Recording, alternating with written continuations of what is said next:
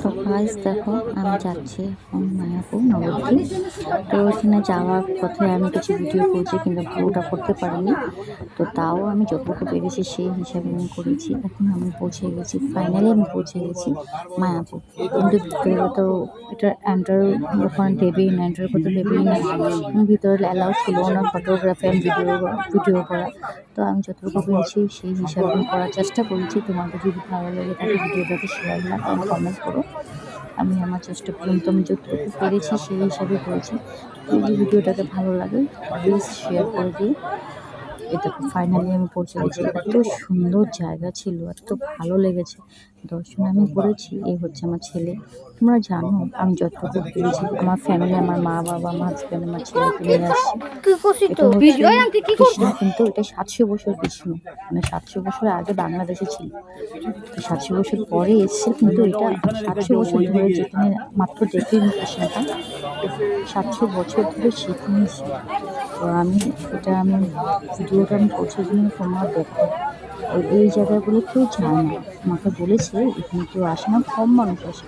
মানে জায়গাটা অনেক দূর, অনেক ভিতরে, একদম গ্রামের ভিতর। তো এখানে আমি আসি। আর এখানে অনেক মন্দির আছে মায়াপুরে।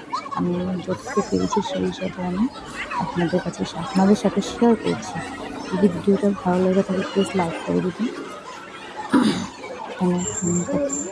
এত সুন্দর সুন্দর, মানে কৃষ্ণ কী করেছে ছোটোকালে, জগন্নাথ কী করেছে, কেমন করে জগন্নাথ হলো, এখানে সব কিছু এখানে অ্যাকোয়ারিয়ামে দেওয়া আছে। এখানে একটা শো করে দিয়ে দিয়েছে যে কি কৃষ্ণ যখন ছোট ছিল, মা যশোদা যখন কৃষ্ণের বদমাশির জন্য তাকে বেঁধে রেখেছিল, সেগুলো এখানে দর্শিয়েছে। আমি যতটুকু পেয়েছি সেই হিসাবে তোমাদের যদি ভালো লেগে থাকে চৈতন্য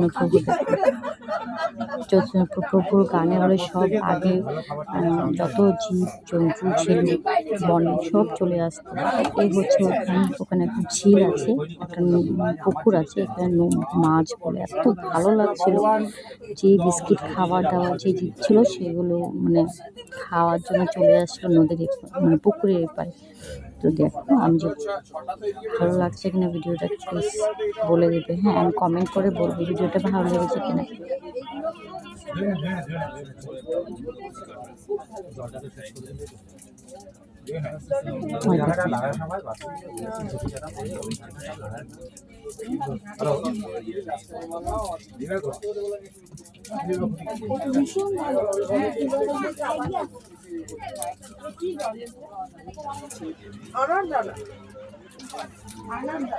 মায়াপুরের দৃশ্যটা দেখেছো?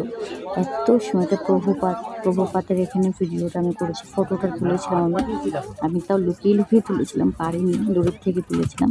আর এখানে আমি মায়াপুরে ঘুরছি। আমি মায়াপুরে সব জায়গায়, সব মন্দিরে কৃষ্ণের চৈতন্যপ্রভুর জন্মলীলা, চৈতন্যপ্রভু এখানে প্রভুপাত, মানে এক একটা জায়গায় কোথায় কী করেছে, মানে এত সুন্দর সুন্দর জায়গা এখানে দেখার মতো। তো আমি সেখানে দেখেছি, আমি একবারও গিয়েছিলাম, এখন আমি মা পাপাকে নিয়ে আসছি, কারণ আমার মা পাপা আসেনি, মা এসছে পাপা অনেক বছর আগে এসছে, তাই তাদেরকে দেখিয়ে গেলাম। তো ভিডিওটা যদি ভালো লেগে থাকে শেয়ার করবে।